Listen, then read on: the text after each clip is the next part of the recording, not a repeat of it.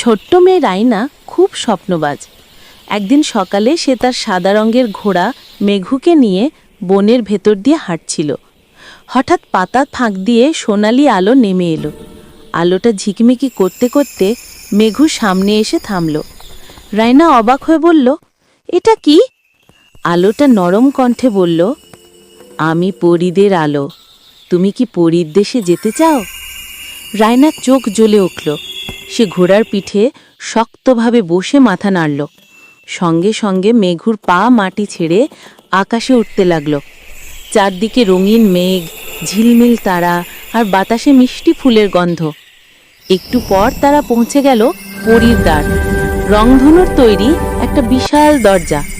দরজার ওপারে হাসি মুখে দাঁড়িয়েছিল ছোট ছোট পরীরা।